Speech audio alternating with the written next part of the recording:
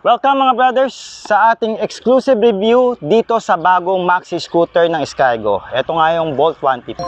Alamin natin yung specs and features nito ng mabilisan at syempre ang pinaka main dessert natin dito sa vlog na ito, i-test ride na natin. Kaya mga brothers, let's go! Sa go! Get ready, drop the beat.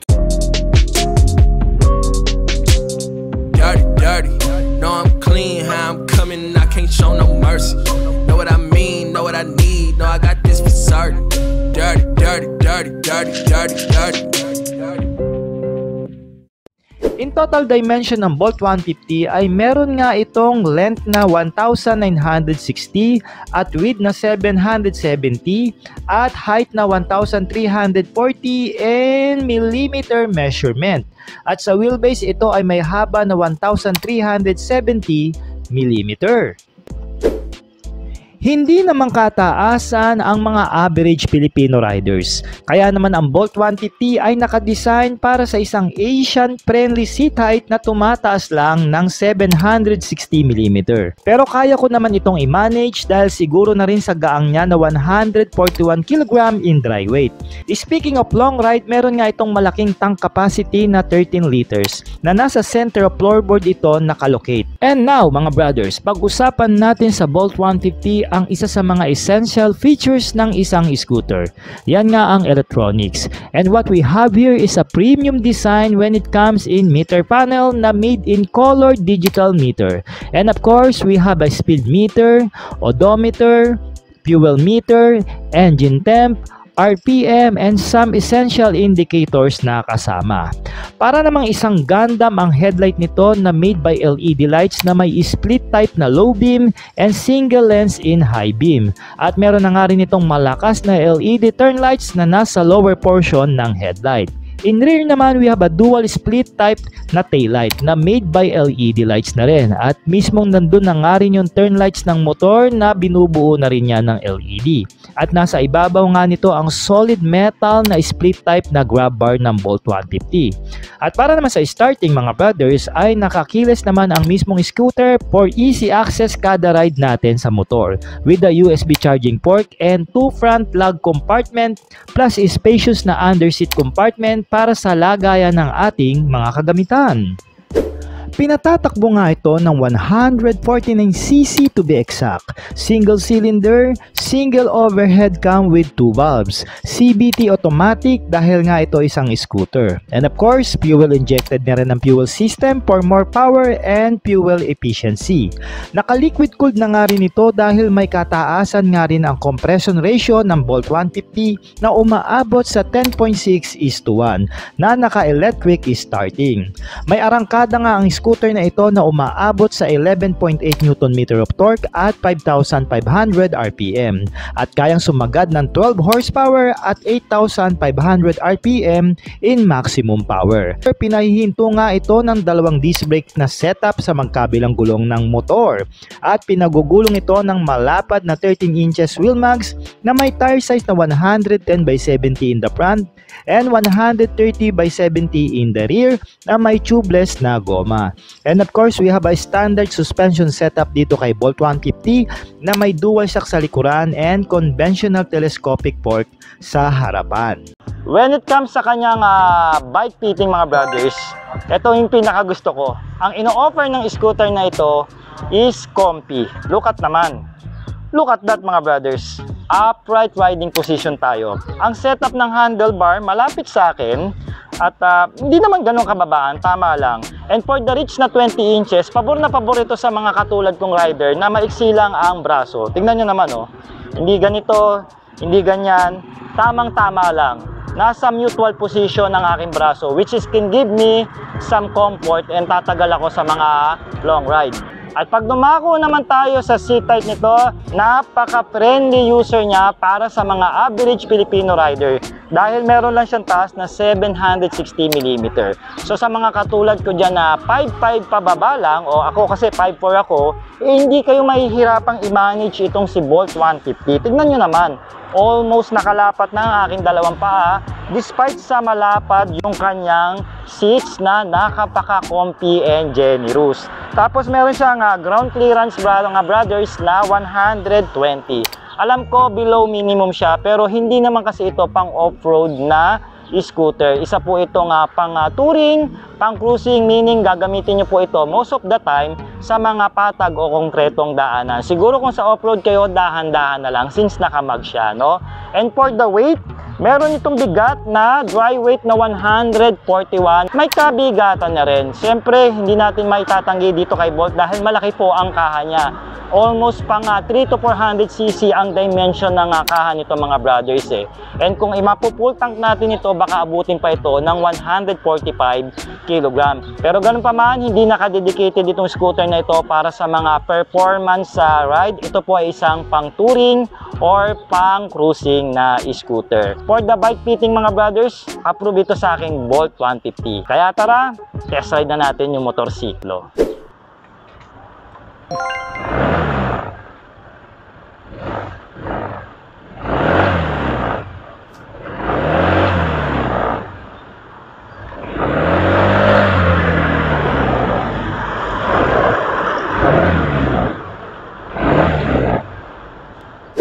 Alright mga brothers, fired up na natin itong si Bolt 150. Alright, so first impression ride muna tayo, slow speed.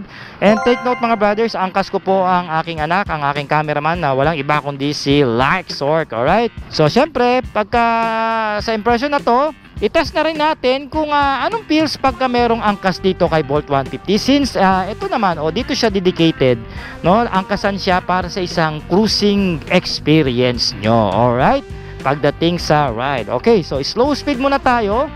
Ikot muna natin yung motor. And by the way, nandito po tayo ngayon ulit sa Lapu-Lapu, Cebu, kung saan nandito po tayo ngayon sa planta ng Skygo. So iikot lang po tayo dito sa loob ng compound. Maluwag naman dito. So makakapag-test tayo ng ating acceleration, braking, cornering, and also our suspension. Alright, so slow speed muna natin. Ikot muna natin yung motor para sa mas maganda, para mas mapil natin siya. Okay, so ang una ko kagad nararamdaman dito kay Bolt is yung kanyang comfy, no? Habang binibiyahe natin ito. Ngayon, may timbang ako na 52 kg, si like around 50 kg, so total 102 to 103 kg kami. Parang feels ko sa kanya, parang wala akong angkas, ang gaang, no? Pag tumatakbo na siya ng 30, slow speed lang tayo, parang wala akong angkas. Ang comfy ng seats, ang gustong gusto ko rito yung handlebars. Sabi na nga ba, hindi ako bibiguin itong Bolt 150 pagdating sa comfort. At ito yung nagdala. Mahangin ngayon, windy ngayon mga brothers, pero masasabi ko rito na hindi tayo masyadong bugbog na tumatama sa hangin, no? Pagka pumapalo na yung hangin dito sa ating harapan. Ito yung gusto ko pag matataas yung windshield ng scooter, humuhuni lang siya. And by the way, smoke black po yan. So magandang weather ngayon, kaya masarap mag-review.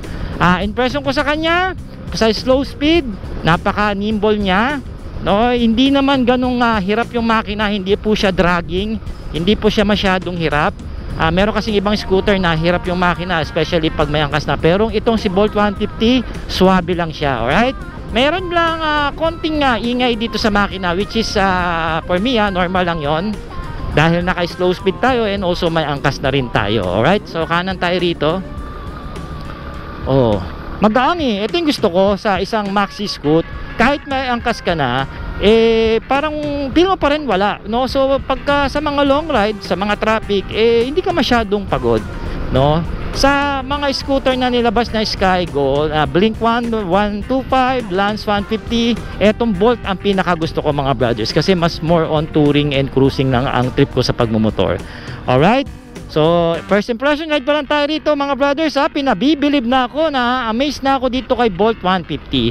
At sabi sa akin ng aking anak, nang kinakausap ko siya, napaka-comfy daw sakyan. So sa mga OVR natin dyan, siguradong hindi magre-reklamo sa inyo at hindi kayo pahihintuin mga brothers para mag-stop over dahil nangangawit na sila. I guess tatagal sila rito. Ang ganda ng posisyon dito ng hita ng anak ko. And then yung comfy ng seats na binibigay dito sa pillion section, present din dito kay Bolt 150. Kaya naman kung companion ride ang hinahanap mo, I highly recommended itong si Bolt 150. Okay mga brothers? Ayan sarap nyo. First impression ride, approve itong motorsiklong ito. Full throttle to mga brothers ha. Yuko tayo konti. Alright. 60. 80. 90. Ang bilis ha. Okay ha. 100. Yes! 100. Alright. May lakas din ito si Bolt. Ito naman maganda rito sa kanya. No? Tama, baka iniisip na iba, mabagal itong scooter na to. Hindi. Good siya. Goods. Alright. So, acceleration nito mga brothers, pasado sa akin, vibration, okay lang din. Yeah, approve ito ni Sort Moro. Alright, so test pa natin yung iba. Alright mga brothers, eto na, check naman natin yung kanyang cornering and also suspension. First corner. Alright. Yeah, good. Smooth ha, smooth. Tsaka pag tumatakbo na siya ng 30 to 40 mga brothers, napaka-agile niya na, o yung agility niya napakataas. No, hindi mo ramdam sa kanya na meron siyang bigat na around 140 kg, which is good, no? Kasi akala kasi natin porket malaki yung body weight niya, body dimension niya, and also yung kanyang body weight mabigat, mabigat na. Siguro sa slow speed lang. Pero dito, mabagal na naman yung takbo natin. 40 lang tayo. Well, yeah, banayad siya, okay? So mamaya i-check natin yung preno. Sa cornering pa lang tayo, and also dito sa kanyang suspension. Yung corner medyo liku-liku pa natin para hindi tayo mabibitin, okay? So eto, may corner dito. Try natin. Alright, banayad ito gusto ko dito kay Bolt 150. Hindi siya madaling, hindi matigas yung ulo niya. I mean, kahit isang kamay ka lang, maliliko mo yung motor, Ayan, di ba? So tama lang, no? Hindi mabigat yung unahan niya. Ito naman yung gusto ko. Expected ko nga rito baka mabigat yung unahan dahil malaki yung motor, pero hindi. Yeah, tama lang. Ayan, Alright. So cornering, pasado itong motor na to sa akin, okay? Tapos na tayo sa ating cornering. Yung kanyang braking test naman ang ating okay? So simula tayo ng 30 muna. Tapos sa 30 stop natin siya, and then 40, alright? 30. Oops, may slide siya. Isa pa.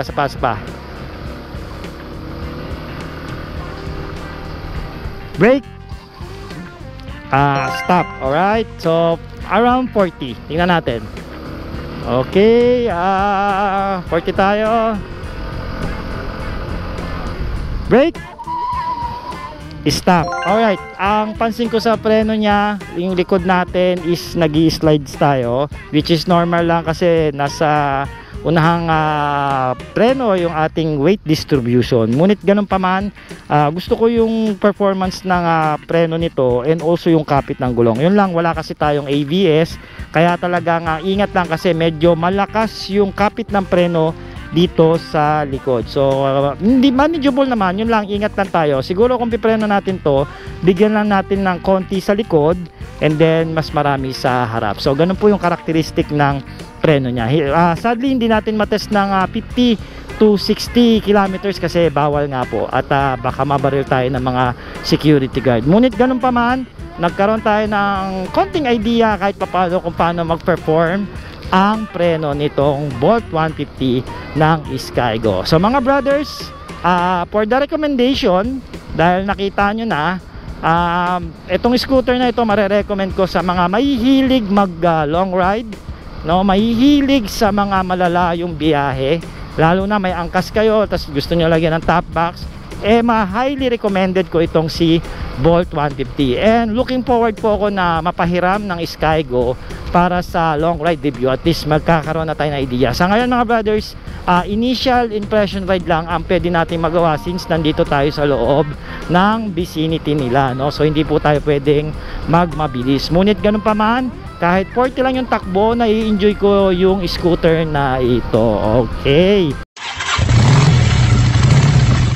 Alright mga brothers, nakita na natin ang specs and features and also ang ating impression test ride dito kay Bolt 150. Ngayon naman mga brothers, pag-usapan natin ang presyo nito. So meron nga pala itong cash price na 115,000 pesos.